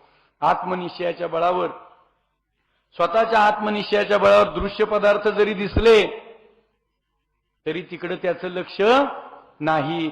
तो स्वतः दृश्य खरा, म्हणजे तो दिसतोय, आहे असं दिसतंय, पण आत्मनिश्चयामुळे स्वरूपी त्याचं लक्ष नाही, असा तो कधी आढळत नाही. म्हणजे मी देही असा तो कधी म्हणत नाही. तो त्याच्या स्वस्वरूपाच्या आनंदामध्ये अखंड राहिलेला आहे. तो कधी त्या स्वरूपापासून विसरलेला नसतोय. माया म्हणजे दृष्टीभासात्मक, जगसृष्टी म्हणजे जी प्रत्यक्ष माया दिसते डोळ्यांनी, परितयासी करीत असे अलक्ष, अंतकरणाच्या योगाने लक्षितो. मी आत्मा आहे हे चित्ताचे ध्यान स्थिर करतो, त्याचेच नाव साधक. जे या लोकात गुप्त आहे, मनाला ज्याचे अनुमान करता येत नाही, तेच ज्याने चित्तात बळकट धरले. जे बोलायला जावे तर वाणी कुंठित करते, पाहायला जावे तर दृष्टी आंधळी होते. ते युक्ती प्रयुक्तीने साध्य करतो, साधायला जावे तर साध्य होत नाही, पाहायला जावे तर दिसत नाही.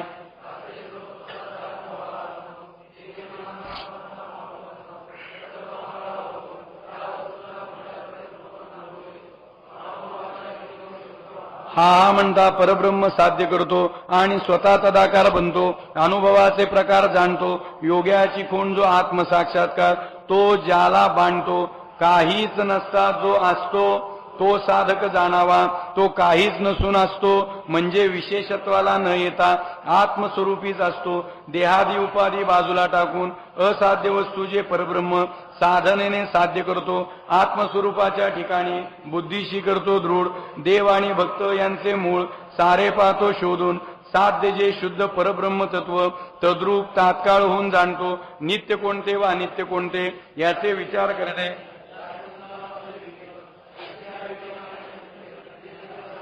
त्यांचा त्याग करून नित्य जे आत्मस्वरूप त्यात बुडी देऊन राहतो आणि त्यातच आपले आप विरून जातो, तेथेच स्थिरता पावतो. आणि स्थूल देहाने लोकास दिसला तरी त्याचे अंतस्वरूप कोणासही पाहता येत नाही. माया जी आपल्याला दिसते नाही का, दृष्टीभासात्मक येते, काय दिसती डोळ्यांनी, पण हा त्याला काय करत जातो, अलक्ष बाजूला टाकत जातो. अंतकरणाच्या योगाने तो खरा मी आत्मा आहे याचकडे लक्ष देत जातो. चित्ताचं ध्यान स्थिर करतो, याचंच नाव काय आहे, साधक आहे. जे या लोकाला गुप्त आहे, सहज मिळत नाहीये, आहे पण गुप्त याचा अर्थ आहे, गुप्त याचा अर्थ आहे. जे या लोकाला गुप्त आहे, मनाला ज्याचं अनुमान करता येत नाही, तेच त्यांनी चित्तामध्ये बळकट धरलं. जे बोलायला जावं तर वाणी कुंठित करते, पाहायला जावं तर दृष्टी आंधळी होते. आणि ते युक्ती प्रयुक्तीने तो धडपड करून ते साध्य करतो. पण ते साध्य करताना सुद्धा गंमत आहे, साधायला जावं तर साध्य पण होत नाही, पाहायला जावं तर दिसत नाही. असलं स्वरूप तो स्वतःच्या अनुभवाला आणतो. हा विषय अनुभवायचा आहे बरं का. आता थोडी बडबडच होणार आहे आपली, पण अनुभव हा विषय वेगळा आहे, अनुभवायचा विषय लक्षात घ्या. स्वतःच्या अनुभवाला आणतो, मनाचा मनपणा मावळून जातो, तिथं तर्क पांगळा होऊन जातो आणि वस्तूचा त्या मोठ्या प्रयत्नपूर्वक अनुभव घेतो. आणि स्वतःच्या अनुभवाच्या योगे करून, स्वतःच्या अनुभवाच्या योगे करून हा म्हणता म्हणजे सहजतेने परब्रह्म साध्य करतो. आणि स्वतः तदाकार अनुभवाचा प्रकारच तो जाणतो आणि त्याला बांधतो. कारण योग्याचं खूण जो आत्मसाक्षात्कार आहे तोच त्याला बांधतो. काहीच नसता तो असतो, काही नसतो पण तो असतो, तोच साधक जाणावा. तो काहीच नसतो लक्षात घ्या, पण त्यामध्ये सर्व काही असतं. आता इथं थोडीशी ओळ लक्षात येते म्हणून सांगतो. सत्यानंद स्वामी ज्या वेळेला होते त्यावेळेला सहज म्हणाले होते कि हमारे पास बहुत कुछ है लेकिन कुछ भी नहीं है. अण्णांना म्हणाले होते काय, हमारे पास बहुत कुछ है लेकिन कुछ भी नहीं है, लेकिन आपके पास कुछ भी नहीं है लेकिन बहुत कुछ. लक्षात घ्या, कारण हे अनुभव आहे. काय अनुभव आहे, साक्षात अनुभव आहे. विशेषत्वाला नाही तर आत्मस्वरूपीच असतो. देहादी उपाधी बाजूला टाकली, असाध्य वस्तू जे परब्रह्म आहे ते साधनाने साध्य करत चालले. आत्मस्वरूपाच्या ठिकाणी बुद्धीला दृढ करतो. देव आणि भक्त याचं मूळ सार शोधून पाहतो. साध्य जे शुद्ध परब्रह्म तत्व आहे ते तद्रूप तात्काळ होऊन जाणतो. नित्य कोणतं आणि अनित्य कोणतं याचा विचार करायला लागतो. आणि मग विवेक जागा होऊन अनित्य जे देहादिक आहे, देहादिक आहे अनित्य, त्याचा त्याग करतो आणि नित्य जे आपलं आत्मस्वरूप आहे त्याच्या आतमध्ये बुडी देऊन स्थिर राहतो आणि आपल्या आतच विरून जातो. अशी स्थिरता तो पावतो. स्थूल देहाने लोकाला दिसला तरी, लक्षात घ्या बरं का, स्थूल देहाने स्थूल देह आहे, संतांचा स्थूल देह आहे, लोकांना दिसला तरी अंतस्वरूप त्यांचं कुणाला पाहता येऊ शकत नाही. त्या अवस्थेची पुढची अवस्था लक्षात घ्या. मी पण अहंकार मागे टाकून स्वतः आपले स्वरूप शोधून काढतो. तुर्यावस्थेचे ओलांडून पलीकडे गेला. पुढे उन्मनी अवस्थेच्या शेवटी आत्मस्वरूपाची अखंड होते भेट व त्या अनुभवावर त्याची दृष्टी नित्य होते स्थिर. उत्पन्न होणारा द्वैताचा संबंध तोडून टाकला. भासाचा भास पार मोडून टाकला. देहात असूनही विरहीप्रमाणे होऊन वागतो. ज्याची अखंड स्वस्वरूपाकार स्थिती आहे, ज्या देहाचा अहंकार किंचितही नाही आणि ज्याचे सर्व संशय दूर होऊन गेले, तयासीच म्हणावे साधक. ऐसी ही साधकाची असती लक्षणे. मनाचे बुद्धीशी एकरूप करून स्थिर, लक्षाचे करुणी लक्ष स्थिर होऊन शोधावे. तवची जाणता येते साधक लक्षणे. म्हणून मनाशी स्थिर करून ऐकावी साधक लक्षणे. पंचमहाभूताचा हा सर्व विश्वाकार व ज्याचा निश्चय निर्गुणाच्या ठिकाणी वसलेला असे, स्वप्नात वाटलेले भय जागृत अवस्थेत नसते, तयेचे प्रकारे आत्मजागृतीमुळे हे सर्व दृश्य मिथ्याचे असे, असा जयाचा निश्चय झाला. माया जी डोळ्यास दिसते, मनास भासते, ती लोकास खरी वाटते, पण ह्याने तिला आपल्या अनुभवाने खोटी ठरवली. झोपेतून होतसे जागा, तो स्वप्नातील भयापासून सुटतो. तयाचे प्रमाणे मायेच्या झोपेतून होतसे जागा, तो त्या मायेला टाकून स्वस्वरूपाच्या जागृत अवस्थेत स्थिर होतो. ज्याच्या अंतकरणात भिनून गेली आणि बाह्यता निस्पृहता ज्याने राखली आणि संसाराच्या उपाधीचा त्याग केला, तयासीच नाव असे साधक. मीपणा अहंकार सगळं मागं टाकून स्वतः आपलं स्वरूप पुढे शोधत चाललाय. तुर्यावस्थेला ओलांडून सुद्धा पलीकडे गेला, सगळ्या अवस्थेच्या पुढे चाललाय. पुढे उन्मनी अवस्था आहे, त्याच्याही पुढे गेलाय. आत्मस्वरूपाची ज्या ठिकाणी अखंड भेट होती त्या ठिकाणी अनुभवावर त्याची दृष्टी स्थिर झाली. उत्पन्न होणारं जे द्वैत आहे त्या द्वैताचा संबंध तोडून टाकला. जो भास वाटत होता, म्हणजे ज्या पद्धतीने आपण म्हणतो दोराला सर्प समजला, पण ज्या वेळेला पुढे गेल्यावर कळलं की हा दोर आहे, त्यावेळेला लक्षात आलं त्या पद्धतीने भासाचा भास होता तो सुद्धा मोडून टाकला आणि देहात असून सुद्धा विरहीप्रमाणे वागायला लागला. जो वागतो, ज्याची अखंड स्वस्वरूपाकार स्थिती आहे, ज्याला देहाचा अहंकार किंचितही नाही आणि ज्याचं सर्व संशय दूर होऊन गेले, त्याला काय म्हणावं? साधक. अशी ही साधकाची लक्षणं. मनाच्या बुद्धीला एकरूप करून स्थिर. पुढचा अजून सद्गुरू समजून सांगताय, स्थिर होऊन शोधावं तेव्हाच जाणता येतात साधकाची लक्षणं. मनाशी स्थिर करून पुढची विषय ऐकावा असं सद्गुरू म्हणतायत की पंचमहाभूताचा हा विश्वाकार आहे, तो ज्याला स्वप्नासारखा खोटा वाटतो आणि ज्याचा निश्चय निर्गुणाच्या ठिकाणी वसलेला असे. निर्गुणाच्या ठिकाणी ज्याचा निश्चय वसलेला आहे. स्वप्नात वाटलेलं भय ज्याप्रमाणे जागृत अवस्थेत नसते, त्याप्रमाणे आत्मजागृतीमुळे हे सर्व दृश्य आहे ते मिथ्या आहे, याचा ज्याचा निश्चय झाला. काय झाला? निश्चय झाला. माया जी डोळ्याला दिसते, मनाला भासते, ती लोकांना सगळ्याला तुम्हा आम्हाला खरी वाटती, पण त्याने तिला आपल्या अनुभवानं काय केलं? खोटी ठरवली. झोपेतून जो जागा झाला तो स्वप्नाच्या भयापासून सुटतो, पण झोपेतून जागा झाला पाहिजे. झोपेचं सोंग घेणारा जागा कधी होणार नाही का? त्या पद्धतीने इथं समजून घेणं गरजेचं आहे की झोपेतून जो जागा होऊ शकतो, झोपेतून काय तोच स्वप्नातल्या भयापासून सुटतो. त्या पद्धतीने मायेच्या झोपेतून हा जागा होतो आणि मायेला दूर टाकतो आणि स्वस्वरूपाच्या जागृत अवस्थेमध्ये स्थिर होतो. अशी स्वरूपाकार स्थिती ज्याच्या अंतकरणामध्ये भिनून गेली आणि बाह्यता निस्पृहता ज्याने राखलेली आहे आणि संसाराच्या उपाधी म्हणले त्याचा त्याग केला, त्याला काय म्हणावं? साधक. कामाच्या तडाख्यातून सुटला, क्रोधापासून पळाला, मदमत्सराशी टाकले एके बाजू, कुळाभिमान टाकला, लोकलज्जेला लाज आणली, लोकलाज सोडली व वैराग्याच्या बळावर परमार्थ वाढवला. अविद्येपासून निघाला पटकन, प्रपंचाच्या आतून निसटला, लोभाच्या आतून निघून गेला एकदम, थोरपणाशी पाडले पालथे, वैभवाला मारली लाथ, विरक्तीच्या बळावर महत्वाला टाकले झिडकारून, भेदाचे घर टाकले मोडून, अहंकार सोडून खाली पाडला, संशयरूप शत्रूची तंगडी धरून आपटली, विकल्पाला मारले ठार,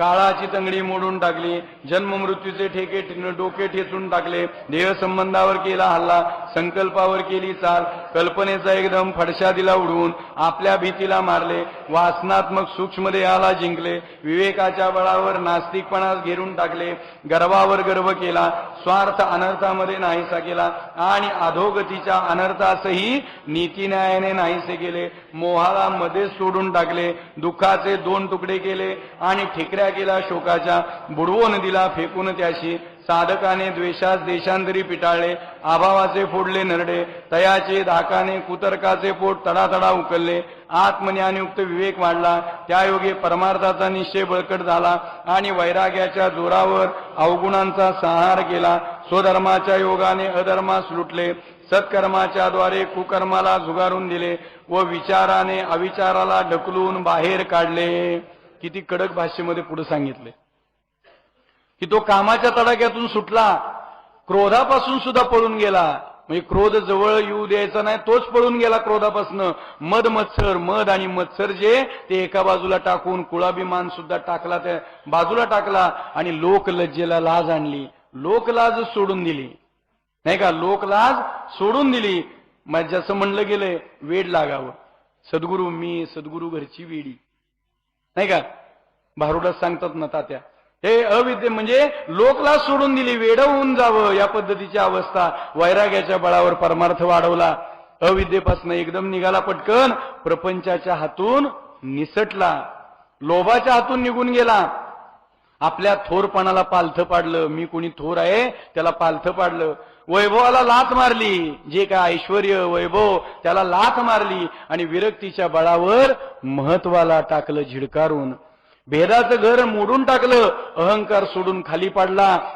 संशयरूप शत्रूची जी तंगडी होती, संशयरूप, नाही का, हे शत्रू आहेत आपले, ह्या संशयरूप शत्रूची तंगडी धरून आपटली आणि विकल्प जो होता त्याला सुद्धा ठार केलं, भवसमुद्राला थापटीसारखं उडवून दिलं आणि सर्व भूताचं वैर तोडून टाकलं, संसार भयाचा भडका उडवून दिला, काळाची तंगडी मोडून काढली, जन्म मृत्यूचं डोकं ठेचून टाकलं, म्हणजे जन्म आणि मृत्यू हा विशेष ठेवला, देह संबंधावर हल्ला केला, संकल्पावर चाल केली, कल्पनेचा एकदम फडशा उडवून दिला, आपल्या स्वतःच्या भीतीला मारलं आणि वासनात्मक सूक्ष्म देहाला सुद्धा जिंकलं, की ज्यामुळं पुन्हा पुन्हा जन्म घ्यायला लागतो. आपला हा देह वरचा आहे, आतमध्ये अजून वेगळा सूक्ष्म देह वासनेचा आहे, त्याच्यामुळेच आपण जन्माला येतो, त्याला सुद्धा जिंकलं, विवेकाच्या बळावर नास्तिकपणाला घेरून टाकलं, गर्वावरच गर्व केला, स्वार्थ जो होता तो अनर्थामध्ये नाहीसा करून टाकला, अधोगतीच्या अनर्थाला सुद्धा नीती न्यायाने नाहीसं केलं, नीती न्यायाने मोहाला मध्येच तोडून टाकलं आणि दुःखाचे दोन तुकडे करून टाकले आणि शोकाच्या तर ठिकऱ्या करून टाकल्या, लांब फेकून दिल्या बुडवून. साधकाने द्वेषाला, द्वेष जो आहे आतला त्याला देशांतरी पिटाळलं, अभाव जो होता अभाव त्याचं नरड फोडलं आणि त्याच्या धाकानं कुतर्क जो होता, नको ते तर्क, कुतर्क वाईट तर्क, त्याचं पोट तडातडा उकललं. आत्मज्ञानयुक्त विवेक वाढला आणि त्यामुळं परमार्थाचा निश्चय बळकट झाला, वैराग्याच्या जोरावर अवगुणांचा संहार केला, स्वधर्माच्या योगाने अधर्माला लुटलं आणि सत्कर्माच्या द्वाराने कुकर्माला झुगारून दिलं आणि विचाराने अविचाराला ढकलून बाहेर काढलं. तिरस्कारास चिरडले, द्वेषास मुळापासून उपटून टाकले, निरुत्साहासेच उत्साहाने पायाखाली तुडवले, रागावर घाला घातला, कपटाला आटल्या ठेचले, सर्व लोकांशी आपले सख्य मानले, प्रवृत्तीचा त्याग केला, जीवलगाची संगती सोडली आणि निवृत्तीच्या मार्गाने जाऊन ज्ञानयोग साध्य करून घेतला व आत्मरूपी चोराच्या तडाख्यातून स्वतःची सुटका करून घेतली. पराधीनपणावर रागावला, ममत्वावर संतापला, दुराशेचा त्याग एकदम केला, माया ममता दुराशा त्याच्याजवळ येत नाही, मनाला स्वस्वरूपाकार केले, यातनेच्या मागे यातना लावून दिल्या आणि दीर्घोद्योग व प्रयत्न यांची केली स्थापना, अभ्यासाची धरली सोबत, साधनांच्या मार्गाने प्रयत्नांची चांगली सोबत धरून दीर्घोद्योगाला बरोबर घेऊन निघाला. सावध व दक्ष असून नित्यानित्य विवेक पाहणारा, सर्व संग टाकून देऊन एक सत्संगती धरणारा मात्र तो होय साधक. ऐसे रीती जो असे वर्तत तयासीच बोलावे साधक. जबरीने संसार बाजूला ढकलला व तत्संबंधी खटपट विवेकाने टाकून दिली. वेदशास्त्र विहित कर्मे करून अनाचार नाहीसा केला. विस्मरणाला विसरला म्हणजे स्मरण स्वरूप झाला. आळसाचा कंटाळा केला. साधनाविषयी नित्य तत्पर राहिला. ऐसा जो साधक लक्षणाशी घेईल समजावून साधक वृत्ती अंगी बिंबवेल तयाशीच होता येईल सिद्ध. ऐसा साधक होण्याकरता करावा लागत असे अट्टहास. म्हणून साधक लक्षणे घ्यावीत मनापासून समजून. कुकर्माला झुगारून दिलं, विचारानं अविचाराला बाहेर ढकलून दिलं, तिरस्काराला चिरडलं, द्वेषाला मुळापासून उपटून टाकलं. निरुत्साह जो होता त्याला उत्साहाने पायाखाली तुडवलं. म्हणजे काट्यानी काटा काढणं, याला काय म्हणायचं? काट्यानी काटा काढणं. त्या पद्धतीनं रागावर घाला घातला, कपटाला आटल्यात ठेचून टाकलं आणि सर्व लोकांशी आपलं सख्य मानलं. प्रवृत्ती जी होती त्याचा सुद्धा त्याग केला. जीवलगाची जी संगत होती ती सोडली आणि निवृत्तीच्या मार्गाला जाऊन ज्ञान योग साध्य करून घेतला. विषयरूप जो ठक होता त्याला सुद्धा ठकवलं. कुविद्येला वेड लावलं. आत्मरूपी चोराच्या तडाख्यातून स्वतःची सुटका करून घेतली. पराधीनपणावर रागावला, ममत्वावर संतापला. दुराशेचा त्याग करून टाकला. माया ममता दुराशा त्याच्याजवळ यायचीच बंद झाली. मनाला स्वस्वरूपाकार केलं. यातनेच्या मागे यातना लावून दिल्या आणि दीर्घोद्योग आणि प्रयत्न यांची स्थापना केली. अभ्यासाची सोबत धरली, अखंड अभ्यासामध्ये राहिला. साधनाच्या मार्गाने प्रयत्नाची चांगली सोबत धरून दीर्घोद्योगाला बरोबर घेऊन निघाला, सावध आणि दक्ष होऊन. नित्य अनित्य विवेक पाहणारा, कायमस्वरूपी विवेक पाहणारा, सर्व संग टाकून देऊन एक फक्त सत्संगती धरणारा तोच होय साधक. असा जो वर्तन करल त्याला साधक म्हणावा असं म्हणलंय. जबरीने संसार बाजूला ढकलला आणि त्याच्या संबंधी खटपट विवेकाने टाकून दिली. संसार सोडला असा अर्थ नाही. संसार बाजूला ढकलला आणि त्याच्या संबंधी जी खटपट होती ती विवेकाने टाकून दिली. म्हणजे काम करत राहिलाय पण त्यामध्ये तो आहे पण आणि नाही पण अशी अवस्था झाली. वेदशास्त्र विहित कर्म करत राहिला आणि अनाचार नाहीसा केला. विस्मरणाला विसरला म्हणजे स्वतःचं स्वरूप जाणला, स्मरण स्वरूप झाला. आळसाचा कंटाळा केला. साधनाविषयी नित्य तत्पर राहिला. असा जो साधक लक्षणाला समजून घेईल, साधक वृत्ती अंगी बिंबवेल त्यालाच होता येईल सिद्ध. असा साधक होण्याकरता काय करावा लागतोय?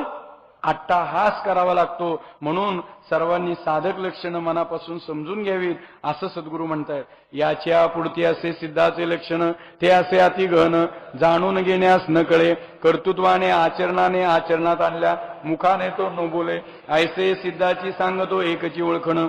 सिद्ध म्हणजे जी प्रत्यक्ष ब्रह्म, तयाची उपमा नसे काही एक. तयाची नाव रूप रंग, दिशा गुण अवगुण नसती काही एक. म्हणूनच तयासी म्हणती निर्गुण निराकार ब्रह्म. ब्रह्म यासी नसे कोणतीच उपमा. तयासी उपमा देऊन लावू नये दूषण. ऐसे परब्रह्माचे महान. म्हणून तयाशी असू नयेत लक्षण. दयाशी असती लक्षण तो जाणावा साधक. जयासी म्हणावे सिद्ध तोचे असतो लक्षण विरहित. तयासीच बोलीजे अहम ब्रह्मास्मी. ऐसे असे सिद्धाची ओळखण. यासी जाणून समजून घ्यावे सर्व शिष्य परिवार जनांनी. ऐसे उणेकाचे अज्ञासे गणित अंगी वर्तवावे. आचारावे सद्गुणाशी. जो करील, जो जाणील, जो समजावून घेईल, आचरणाशी आणील तोची आस्था बद्ध होऊनी मुमुक्षु बनेल साधक.